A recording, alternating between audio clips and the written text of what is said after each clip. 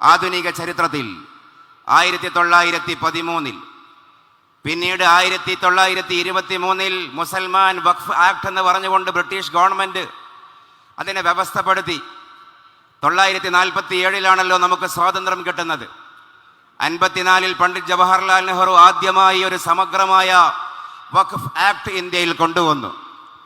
ഏകദേശം 1995 വരെ ആ നിയമമായിരുന്നു ഇന്ത്യയിൽ പൊതുവായി അംഗീകരിക്കപ്പെട്ട വഖഫ് നിയമം.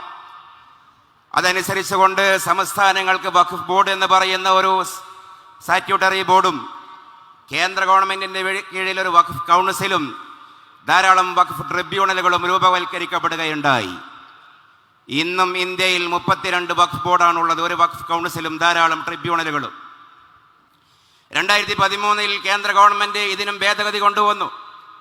ഞാനിതിൻ്റെ ചരിത്രം പറയുന്നത്, ഇത്തരം ഭേദഗതികളോട് നിങ്ങൾ ആരെങ്കിലും ഇവിടെ മുതിർന്ന തലമുറ ഇരിക്കുന്നുണ്ടല്ലോ ഈ ആയിരങ്ങളിൽ, നിങ്ങൾ ഓർക്കുന്നുണ്ടോ?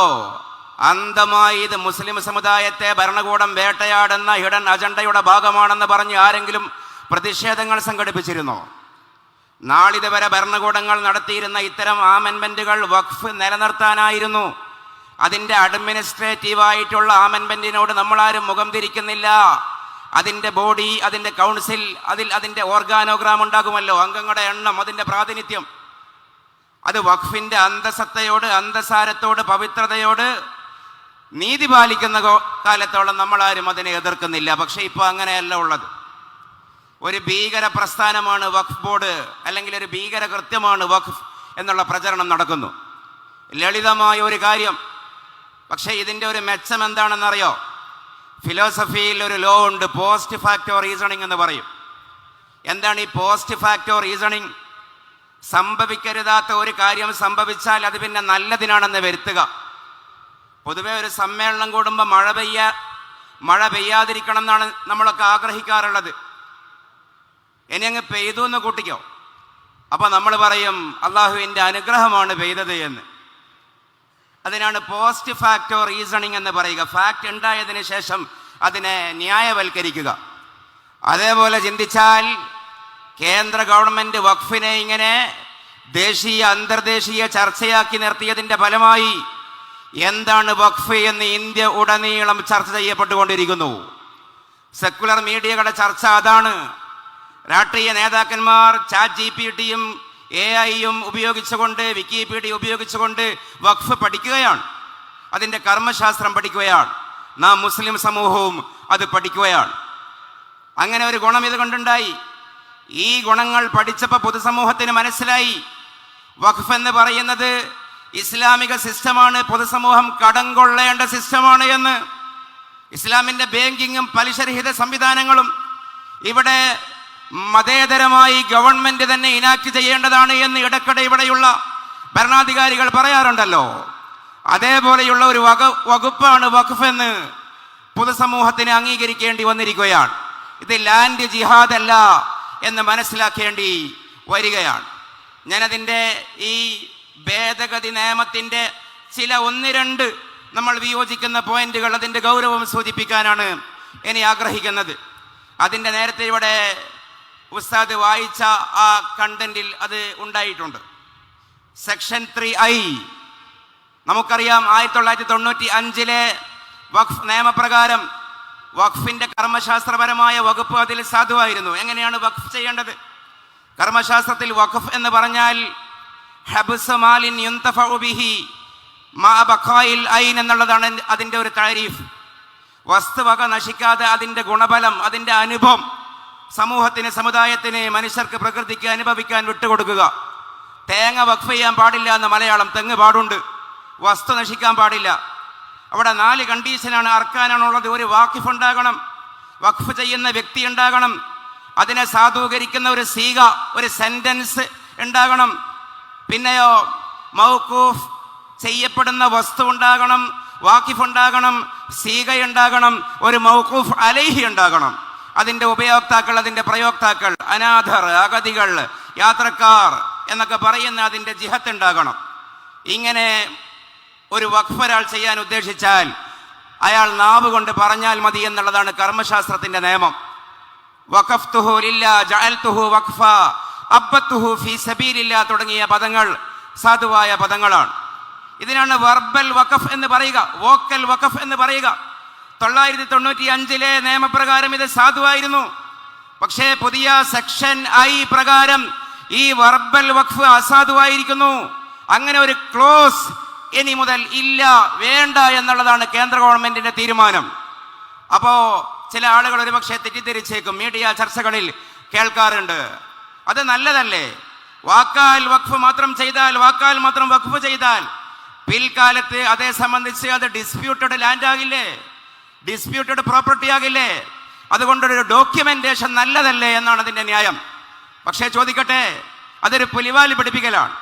കേൾക്കുമ്പോൾ മനോഹരമാണെങ്കിലും അതിന്റെ പിറകിലൊരു ചതിയുണ്ട്.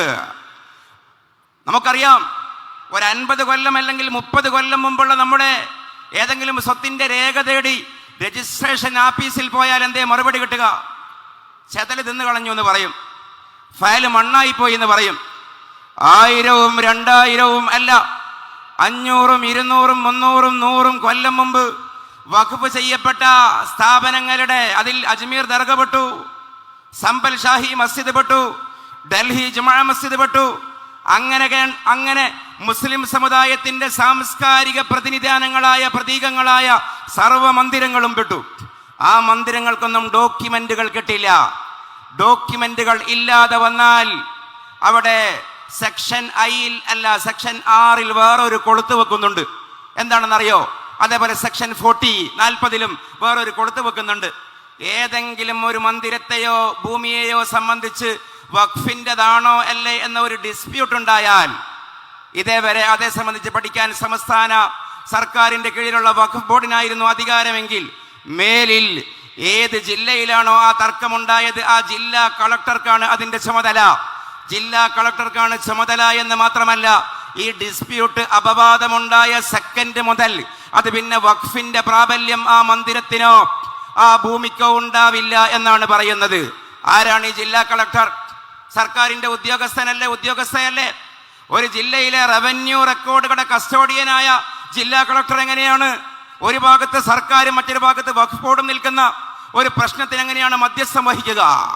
അതാണ് അവിടെയുള്ള പ്രശ്നം.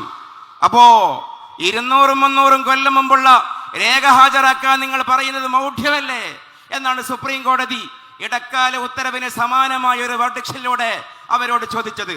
തൽസ്ഥിതി തുടരണം എന്ന് സുപ്രീം കോടതി പറഞ്ഞല്ലോ. ഈ മെയ് 5-നാണ് അതിന്റെ 2ാമത് സുപ്രീം കോടതി ആ വിഷയം കൈകാര്യം ചെയ്യാൻ പോകുന്നത്. കപിൽ സിബൽ അത് ഉന്നയിച്ചു. നമുക്ക് പറയാനുള്ളത് 500ഉം അതിലേറെയും കൊല്ലങ്ങൾക്ക് മുമ്പേ വഖഫ് ചെയ്യപ്പെട്ട വഖഫ് ഭൂമിയുടെ അടിയാധാരം ചോദിക്കുന്നു കേന്ദ്ര ഗവൺമെന്റ് എങ്കിൽ, ഇന്ത്യയെ ഭരിക്കുന്ന പ്രധാനമന്ത്രിയുടെ ഡിഗ്രി സർട്ടിഫിക്കറ്റ് പോലും നിങ്ങൾക്ക് ഹാജരാക്കാൻ കഴിയുന്നില്ലെങ്കിൽ നിങ്ങൾ അജ്മീർ ദർഗയുടെ രേഖ ചോദിക്കാൻ നിങ്ങൾക്ക് ധാർമ്മികമായി അർഹതയില്ല. അത് ഇന്ത്യയുടെ പ്രതീകമാണ്. അതാണ് അവിടെയുള്ള ഒന്നാമത്തെ പ്രശ്നം. രണ്ടാമത്തെ പ്രശ്നം ഞാൻ നേരത്തെ പറഞ്ഞു, സെക്ഷൻ 6 സെക്ഷൻ 6ൽ ലോക സമൂഹത്തിന്റെ മുമ്പിൽ ഇന്ത്യയെ അപമാനിക്കുന്ന ഒരു നിയമമാണ് കൊണ്ടുവന്നത്. ഇല്ലോജിക്കായ നിയമം, യുക്തിരഹിതമായ നിയമം.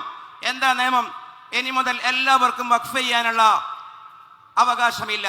ഇനി വഖഫ് ചെയ്യണമെങ്കിൽ ആ വ്യക്തി those who has been practicing and demonstrating Islam for 5 years, അതാണ് ക്ലോസ്.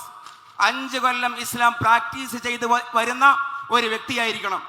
അമുസ്ലിങ്ങൾക്ക് വഖഫ് ചെയ്യാൻ പറ്റില്ലേ എന്ന് കപിൽ സിബൽ ചോദിച്ചു. കർമ്മശാസ്ത്രത്തിൽ എല്ലാ മദ്ഹബും നോക്കിയാൽ അമുസ്ലിങ്ങൾക്ക് വഖഫ് ചെയ്യാം. ഇവിടെ കൊടുങ്ങല്ലൂരിലെ പള്ളി ആരാ കൊടുത്തത്? ചേരമാൻ പെരുമാളല്ലേ സ്ഥലം കൊടുത്തത്. ഖാദി മുഹമ്മദ് മുഹിയുദ്ദീൻ മാല എഴുതിയ നവർ അല്ലാഹു മർക്കദ, അദ്ദേഹത്തിന്റെ വരിയുണ്ടല്ലോ, വസാമിരിയു മാ കുഫ്രിഹി ലി ദീനിനാ ഹറബഹും വ ബാസലുൽ ഖാദഇനാ.